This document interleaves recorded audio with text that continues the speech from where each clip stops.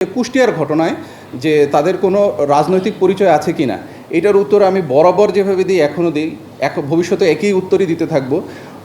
অপরাধ যখন সংগঠিত হয়ে যায় তখন সে আইনের ভাষায় অপরাধী। তার কোনো রাজনৈতিক সম্পৃক্ততা আছে কি না এটা জানা আমাদের জন্য মোটেও মুখ্য না। সে অপরাধী, তাকে আইনের আওতায় আনা হবে, সে যেই দল, যেই গোষ্ঠী, যেই গোত্রের হোক, কিছু যায় আসে না। যখন কোনো অপরাধ সংগঠিত হয়, এই অপরাধের পেছনে যারা অপরাধী থাকেন, অপরাধী আমাদের চোখে মূল।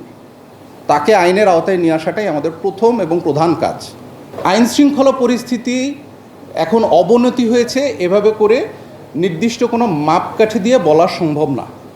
এটার কোনো নির্দিষ্ট পরিসংখ্যান এভাবে করে বলা যাবে না যে আগে পরিস্থিতি ভালো ছিল, এখন পরিস্থিতি খারাপ হয়েছে। পরিস্থিতি বা আইন শৃঙ্খলা পরিস্থিতি যে কোনো সময়ে সংকটাপন্ন হতে পারে। তবে আমাদের চোখে আমরা যেটা বলবো যে বর্তমানে আমাদের আইন শৃঙ্খলা পরিস্থিতি একেবারেই যে সংকটাপন্ন তা মোটেই না। এরা আপনি বলছেন যে র্যাব 8-এর যে পর্নোগ্রাফি মামলায় যে যাদেরকে গ্রেফতার করা হয়েছে তাদেরকে, অবশ্যই এখানে আমাদের কাছে একদম স্পষ্ট তথ্য প্রমাণ আছে। কারণ আমরা যাদেরকে গ্রেফতার করেছি তাদের যে মোবাইল বা হ্যান্ডসেটগুলো আমরা পেয়েছি, জব্দ করেছি, সেগুলো যখন আমরা প্রাথমিকভাবে যাচাই বাছাই করে দেখেছি, প্রত্যেকটি বিষয়েরই তথ্য প্রমাণ আমরা সেখানে পেয়েছি।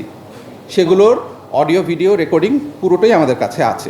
আমরা প্রাথমিকভাবে পেয়েছিলাম 2 জনের বিরুদ্ধে, কিন্তু যখন তাদেরকে আমরা আইনের আওতায় নিয়ে আসি এবং জিজ্ঞাসাবাদ করি, তখন এরই সাথে সম্পর্কিত বাকি আরও 3 জনের সম্পৃক্ততা আমরা পাই, যাদেরকে গ্রেফতারের পরে তাদের কাছে থাকা হ্যান্ডসেট বা মোবাইলের ভেতরেও আমরা এই তথ্য প্রমাণগুলো পাই।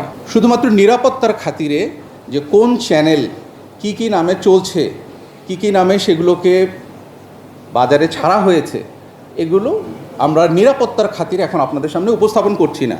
ইউএফটি ফার্স্টের সাথে ট্রেড করুন যে কোনো জায়গা থেকে, ক্যাম্পাসে ক্লাসের ফাঁকে, ঢাকার জ্যামে বসে কিংবা ঘরে বসে।